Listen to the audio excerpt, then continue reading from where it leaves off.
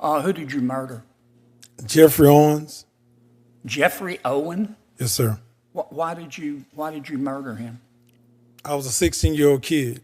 Jeffrey, me and DeWan had a confrontation, and Jeffrey was an innocent bystander. Okay. So you shot Jeffrey by accident? Yes, sir. You intended to murder somebody else? I was defending myself against DeWan Lewis. Okay.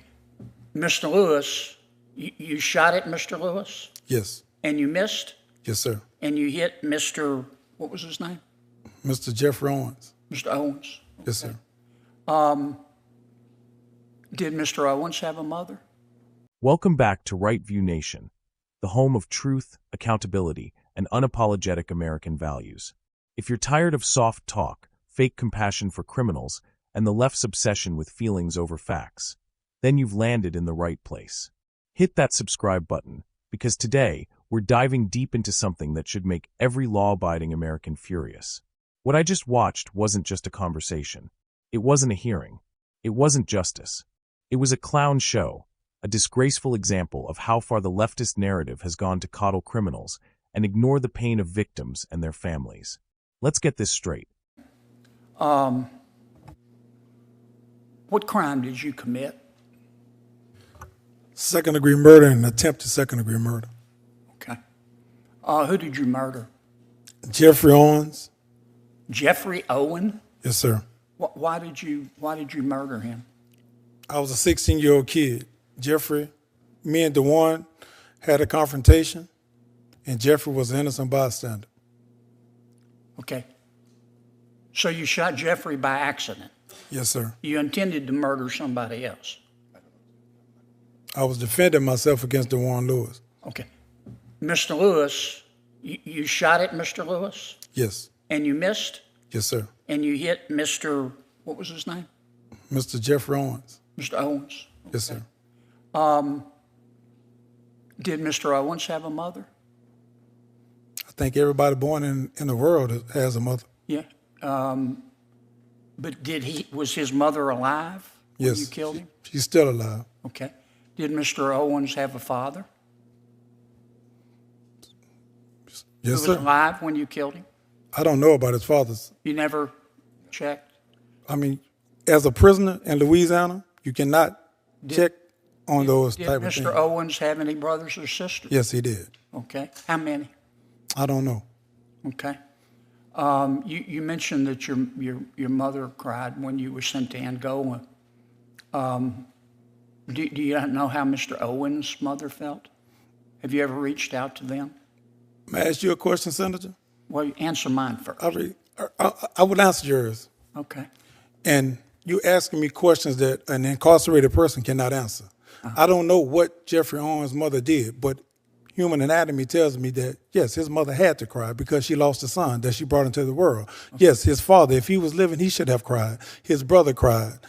Did you ever reach out to Mr. Owens' family? Sir, you're a senator from Louisiana. If a person like me that was incarcerated reach out to any person that's a victim, that's a sentence. You go to prison for that. And I was already in prison, so that's a different sentence. So you couldn't by law, you cannot reach out to the victim or the victim's family. Well, I will tell you, I came today because I thought we were going to have and I hope we were going to have a rational discussion based on empirical evidence on a very complex, nuanced subject. Frankly, I'm disappointed. You know, Ms. Turner, Professor, I just don't think these emotional arguments are at all productive in us trying to solve a problem. People are in prison for a reason. I believe in free will. I get the impression that the ACLU position and the professor's position, I don't know about Mr. Wynn's position, is that you feel sorry for these folks who are in prison. I wish they weren't there too, but they're there for a reason that really hurt somebody. In Mr. Wynn's case, he murdered somebody. He actually killed somebody by accident. He meant to kill this person and he shot this other person. He could have killed two. And I'm kind of disappointed. And I just don't think we're going to solve this problem with emotional arguments from people who don't believe in free will and responsibility. That's just my point of view. But I thank you all for being here. A man, who was 16 at the time, openly admits to second-degree murder. He intended to shoot someone else, but instead, he gunned down an innocent bystander, Jeffrey Owens. He didn't just accidentally shoot someone. He picked up a gun, pulled the trigger, and a man who had nothing to do with his drama ended up dead. Now the left wants to parade him out like some misunderstood child.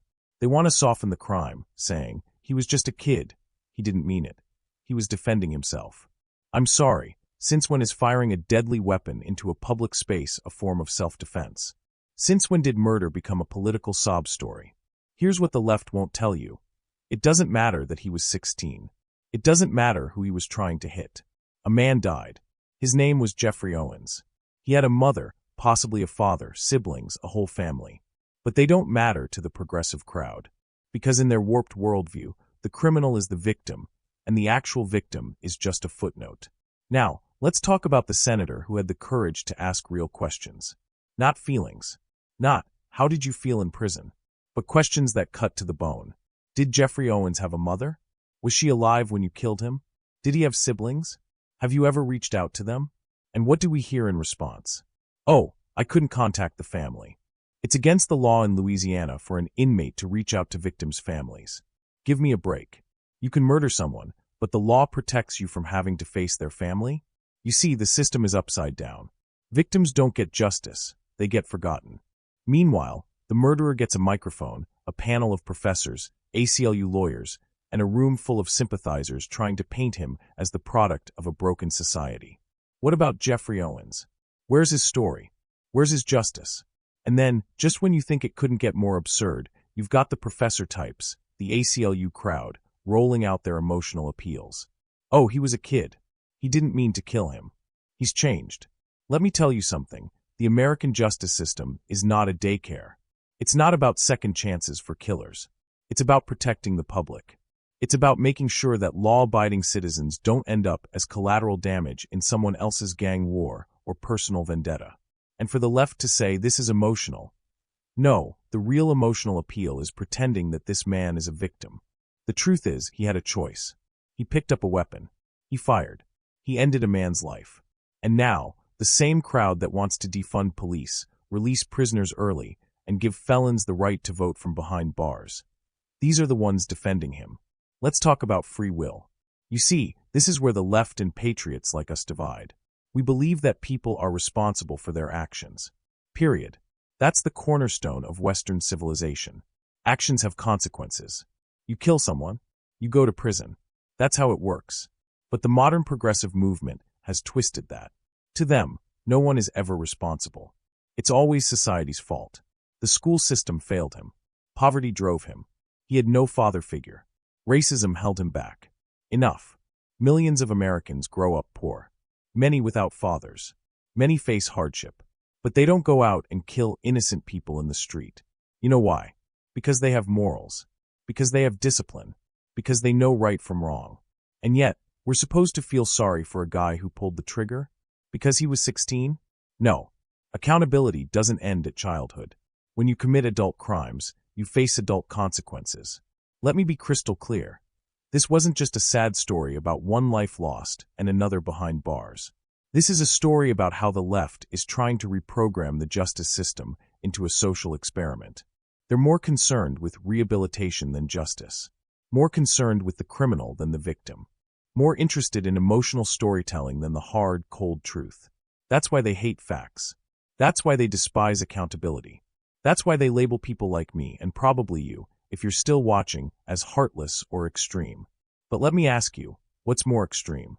Saying murder is wrong, or defending the murderer and ignoring the man who died? Here's what I believe, and what we believe here at Right View Nation. Justice matters. Accountability matters. Victims matter. The justice system was built to protect the innocent, not to coddle the guilty. If we keep making excuses for violent criminals, we're going to end up with a lawless society, where criminals walk free and victims are buried in silence. So to the left, go ahead and cry your tears. Write your think pieces. March in your protests.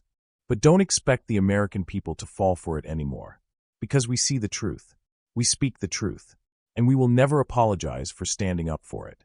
If you're sick and tired of this backward system, do us a favor. Smash that like button. Subscribe to Right View Nation. Drop a comment. Do you think criminals should get a second chance, or should murderers serve the time they earned? This is Right View Nation, where truth still matters, and we don't flinch in the face of political correctness. God bless you, God bless our fallen victims, and God bless the United States of America.